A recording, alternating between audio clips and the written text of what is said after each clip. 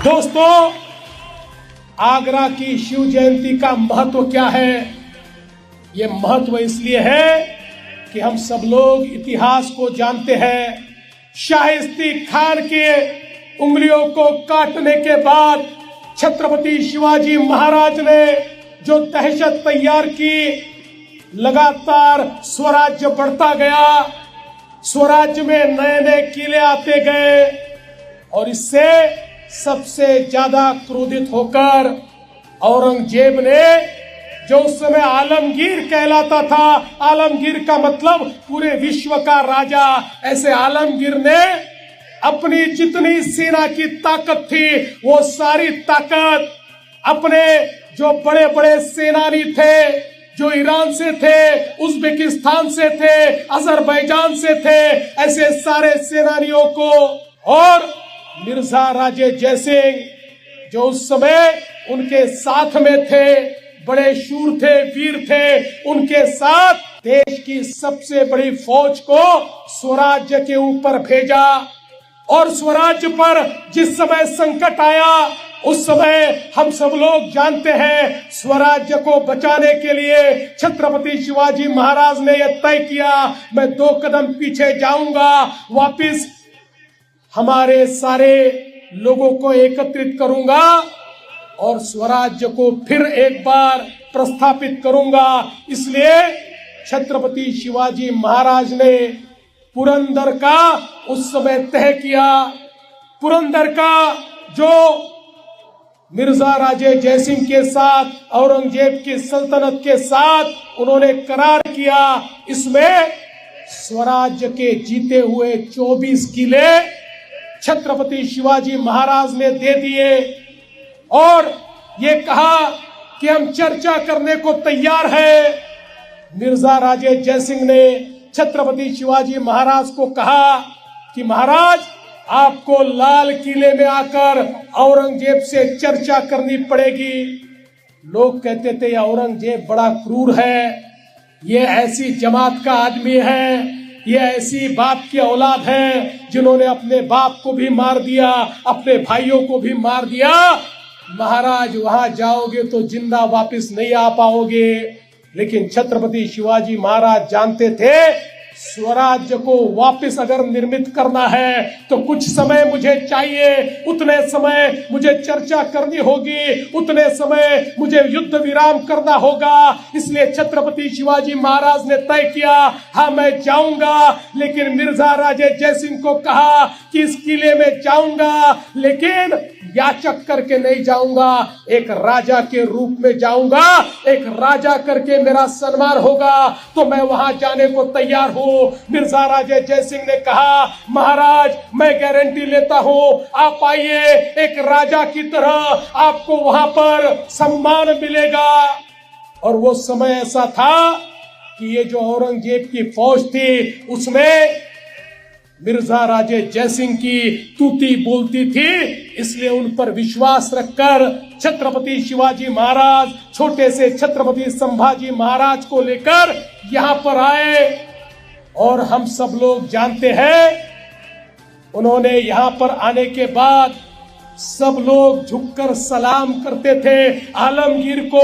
लेकिन उन्होंने कहा मैं सलाम नहीं करूंगा, मैं राजा हूं, एक राजा दूसरे राजा से जैसा मिलता है मैं वैसा आलमगीर के साथ, औरंगजेब के साथ मिलूंगा। और वो दिन हम सब लोगों को पता है, जब मार्च के महीने में 12 तारीख को 1666 में छत्रपति शिवाजी महाराज वहां पर ये दरबार आम में गए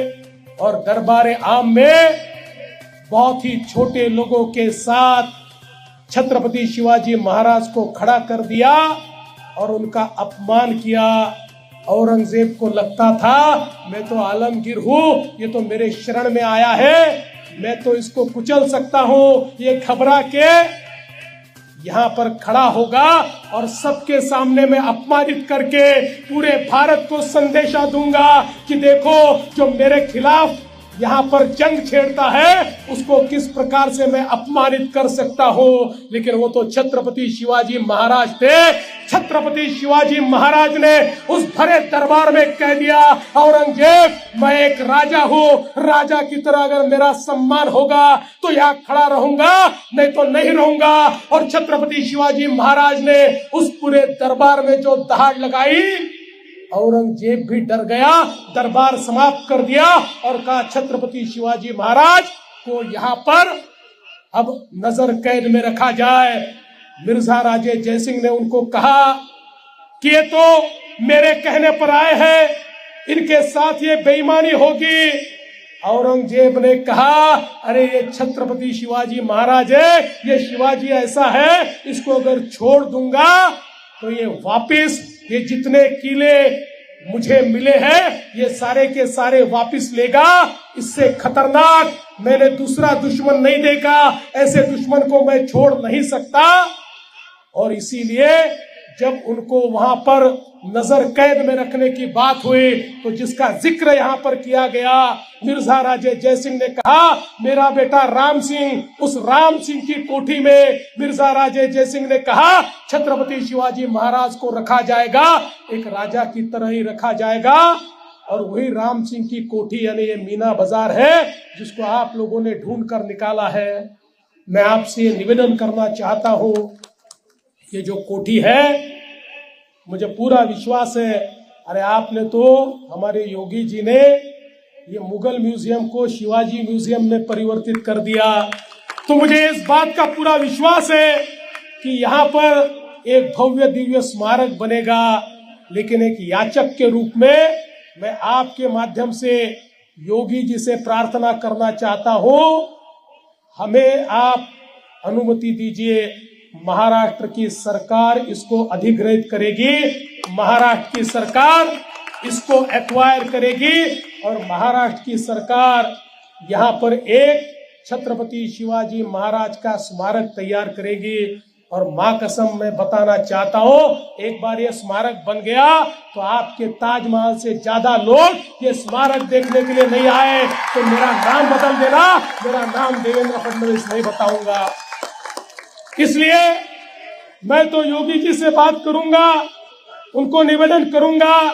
लेकिन आप सब मेरे भाई लोग जो यहाँ बैठे हुए उत्तर प्रदेश के, आपसे भी निवेदन करता हूँ आप लोग भी मेरी वकालत कीजिए और एक ऐसा स्मारक हम बनाए, क्योंकि छत्रपति शिवाजी महाराज स्वाभिमान के साथ आगरा में रहे और जिस प्रकार से उन्होंने आगरा से यहाँ से निकलकर वापस स्वराज्य में गए और केवल स्वराज्य में नहीं गए, फिर एक बार स्वराज्य का निर्माण किया, हारे हुए सारे 24 किले छत्रपति शिवाजी महाराज ने वापस जीते और वो छत्रपति बने। औरंगजेब कुछ नहीं कर पाया, ये ताकत मेरे राजा की थी, ये ताकत हमारे छत्रपति शिवाजी महाराज की थी।